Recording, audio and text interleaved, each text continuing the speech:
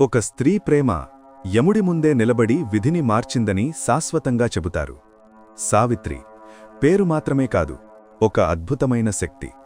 తన భర్త సత్యవాన్ త్వరలోనే మరణిస్తాడని తెలిసినా ఆమె వెనక్కి తగ్గలేదు. ప్రేమ భయాన్ని మించినది అని ఆమె నమ్మింది. ఆ రోజు వచ్చింది. అడవిలో సత్యవాన్ తలనొప్పితో పడిపోయాడు. సావిత్రి గుండె చీలిపోయింది. అప్పుడు చీకటి మధ్యనుంచి యముడు ప్రత్యక్షమయ్యాడు. అతని చేతిలో పాశం. అతను సత్యవాన్ ప్రాణాన్ని తీసుకుని వెళ్ళిపోయాడు. కాని సావిత్రి ఆగలేదు. ఆమె యముడి వెంట నడిచింది. అడుగడుగునా కన్నీళ్లతో, కాని ధైర్యంతో. వెనక్కి వెళ్ళు అని యముడు చెప్పాడు. నా భర్త ఉన్నచోటే నా జీవితం అని ఆమె సమాధానమిచ్చింది. ఆమె మాటల్లో ప్రేమ ఉంది, భక్తి ఉంది, నిజముంది. యముడు కదిలిపోయాడు. వరాలు ఇవ్వడం ప్రారంభించాడు.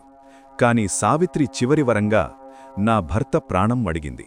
ఒక్క క్షణం నిశ్శబ్దం. తర్వాత యముడు చిరునవ్వు చిందించాడు.